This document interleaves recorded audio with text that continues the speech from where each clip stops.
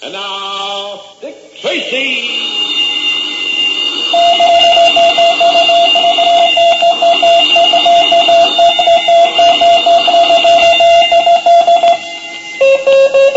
This is Dick Tracy on the trail of the Nighthawks. Stand by for action. Let's go, men.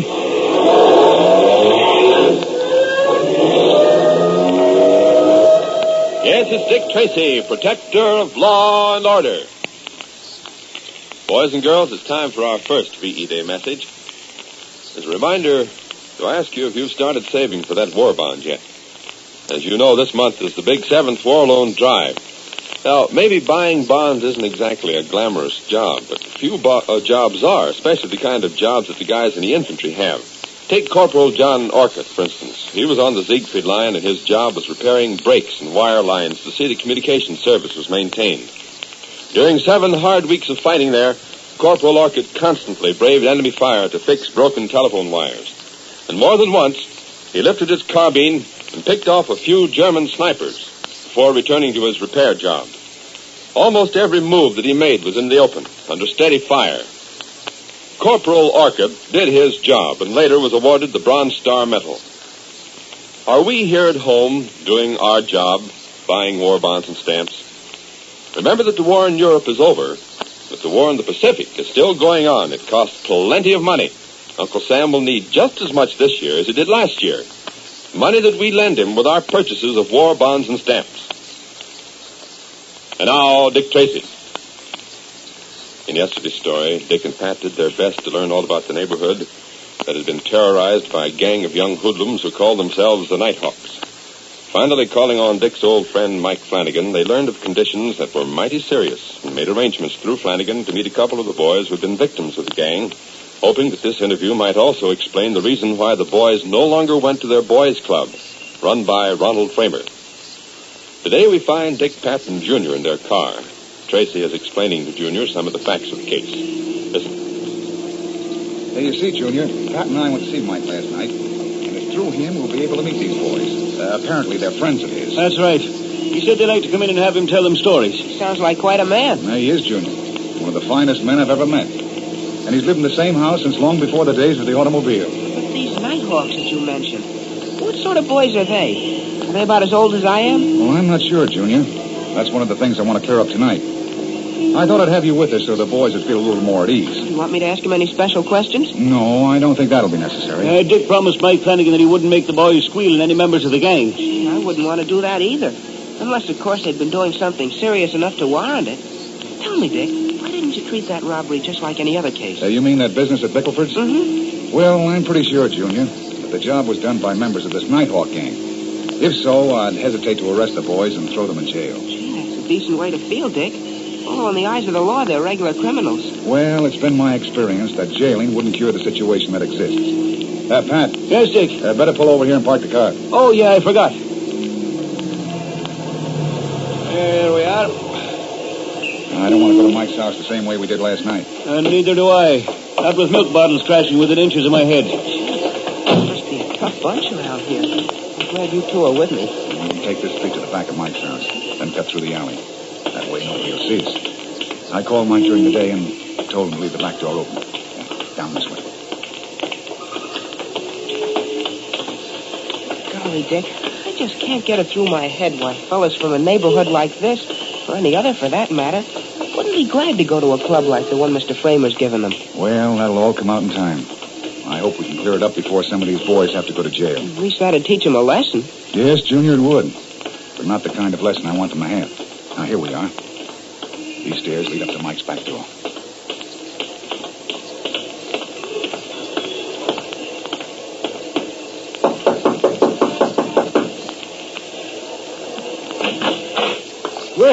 Well, step in. Hello, Mike. Hello, Dick, Pat. Hello, Mike. I'm not saying anything to the young man till I get him into the light. Oh, so that's it. I wondered if you didn't like my looks or something. Looks have little to do with it where I'm concerned. It's a man's eye I look at and the feel of his handshake. Now, let's step in here. Now, sit down. My boys will be here any minute now. My bones are starting to creak. It's this late spring that does it. Now, Junior, come over here and stand in front of me. Good-looking boy. Shake hands. How do you do, Mr. Flanagan? You'll do. You'll do fine. And you're going to grow into a fine man. You can sit down now. Thank you, sir. Mike, did you have any trouble getting the boys to come here? Not in the least. You see, the name of Dick Tracy is one to conjure with. No, they said Dick... there they be now. You want me to let them in, Mike? No, Pat, I'll go. I always answer the door myself. All right now, all right. How that fella stood it all these years, I never knew. Gee, Dick, he seems like a grand old man. He is, Junior. He's done more good for the people in this neighborhood than anyone else. Now, just go on in, the two of you, and make yourselves known. Remember, he may be Dick Tracy to you, but he's just as much a friend of mine. Well, here they are, Dick. Oh, come in, boys. I'm Dick Tracy. This is Pat Patton, and this is Junior. How do you do? Hi, fellas. Well, speak up, speak up. Has the cat got your tongue? Well, there'll be nothing to do but for me to make the introductions. Dick, this little man is Roger Sweeney. Hello, Roger. And this one is Fabian McAllister. Hello, Fabian. Now say, how do you do, or I'll snatch you both bald-headed. How do you do? Oh, sit down, boys, and don't look so scared. Come on over and sit on this couch alongside of me. Plenty of room for the three of us. Gee, thanks. I'll sit in the middle. There, how's that? That's okay. Say, the fellas call you Fabe? Yeah, that's right. It's short for Fabian. I'm kind of glad they do, because I don't like the name Fabian. I don't see anything wrong with it. It's no worse than going through life being called Junior. Yeah. What are you laughing at, Roger? Oh, I was just thinking of what you'd say if you knew my middle name. What is it? Oh, I don't want to say. Come on, Roger, tell him. Honest, Junior, it's no worse than Fabian. Yeah, go ahead, Roger. Tell me. Well, I'll tell you if you promise you won't call me by it. Okay, it's a promise. Runnymede. What? Runnymede. Gosh, that is a name. Runnymede. Yeah, some of the guys found it out, and they began to call him Runny Nose. Boy, that was a day.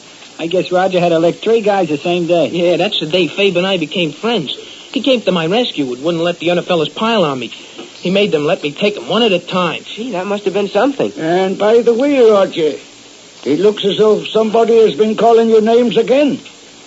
Where did you get that black eye? I said, where did you get that eye? Do I have to tell? Oh, I don't think Mike will insist. After all, a man's got the right to have a black eye once in a while. Gee, certainly a beaut. Purple, blue, green, and a little touch of yellow. Say, what does the other guy look like? Tell me, Roger, have you been to Mr. Framer's boys' club lately? No, I haven't, Mr. Tracy. Neither have I. Now, what's the reason? I remember you used to tell me how much you enjoyed it. Well, I quit on just account had a of little the trouble. One at a time now, one at a time, so we can get the straight of it. You tell him, Rog. Okay. Well, we wouldn't mind going to the club, but the rest of the gang lie in wait for us and give us the winks. That's why I got this eye. Sure, that's where he got that eye. He went up there to finish a ship's model he started, and they give it to him on the way home. Yeah, and he busted in last night and wrecked the place. Broke all the airplane models and swiped the tools and just made a mess of the place. And that's why we come here tonight, Mr. Tracy.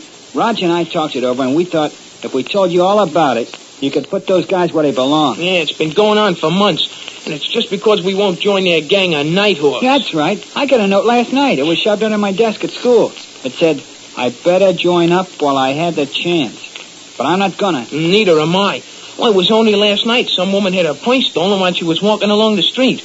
And I'd never do a thing like that. That case was reported to me. Gee, it was? Yes, and I have a pretty good description of the boys who did it. For once, the woman kept her head. Of course, she was excited when she called me up, but her description was mighty accurate. Accurate enough so we could send men out looking for the boys. Yeah, I bet you don't get them. What makes you so sure, then? Gee, I feel the same way. Why are you both so sure? Because they've been getting away with stuff like that for months. Why, Johnny...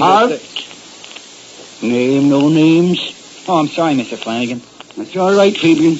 Go ahead with your story, but be a little more careful. Yeah, okay, I'll try to be. Well, you know, I've had some experience in matters of this sort. And always the gang has to have a hideout to operate successfully. Do you think these boys have? I'm sure of it. Gee, sounds as if they were a professional gang. They are, Junior, and mighty well organized. Any idea how many in the gang? Oh, I'd say between 15 and 20. Mm-hmm. Now, here's a question I'm sure you won't mind answering. What are their ages? Oh, they're all about like us, maybe a couple years younger, some a couple years older. And I suppose, like all gangs, they have a leader? Well, all I have to say is that Pat and I are going to put a stop to all this. And we're going to do it right now. Gee, would you want us to spread the word around that Dick Tracy was after them? No, not a word of it. No, sir, I forbid it. You boys aren't to say one single word about meeting and talking with the inspector. And I agree with that completely, Mike.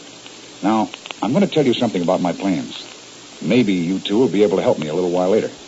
But for the present, mum's the word.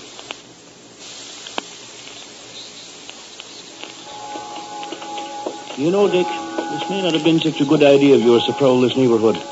I don't like the idea of getting knocked on the skull with a brick or something. Well, I want to learn a little more about the neighborhood, Pat. And I want an excuse to get out of the house and leave the three boys alone. They certainly seem to hit it off with Junior. When we left, they were going in one of the back rooms of Mike to look at his collection of pictures of battle flags. Turn this alley, Pat. Now stop right here. Hey, what's up? We're being followed. Stand here in the shadows. No noise now.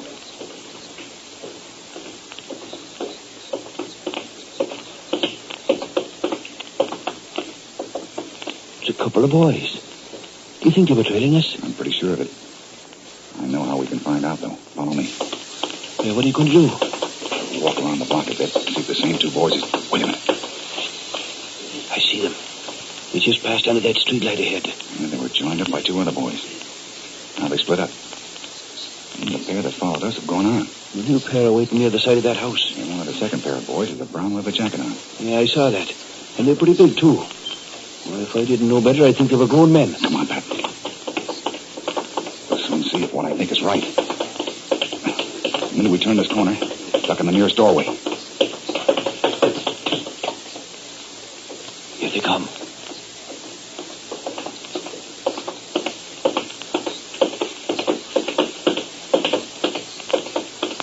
Did you see that, Pat? I sure did. Come on, let's go.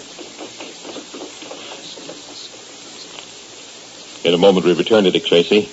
But first, boys and girls, it's second message time on this VE Day.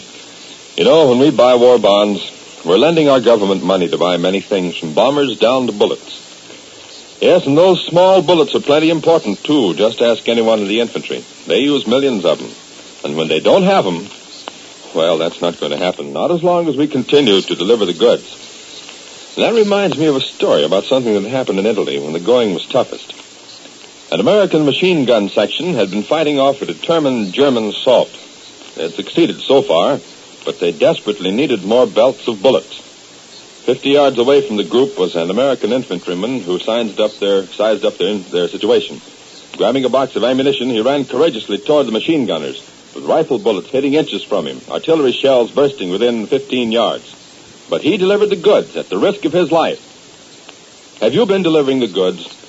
Those machine gun bullets can't go forward without your war bonds. And your war bonds start them on the trip to the front. Send our fighting infantrymen the ammunition they need. It's up to you and up to me, to all of us, to buy those bullets with war bonds. And now back to Dick Tracy.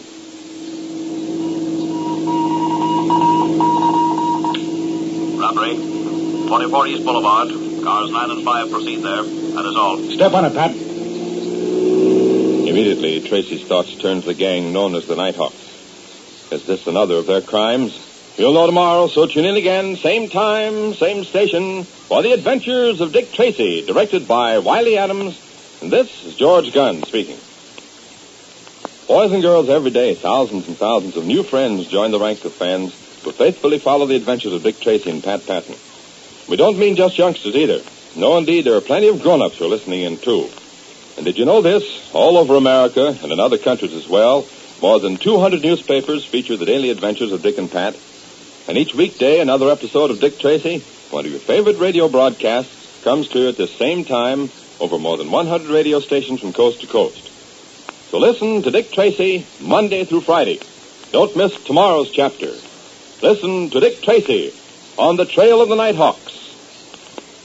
This is the Blue Network of the American Broadcasting Company.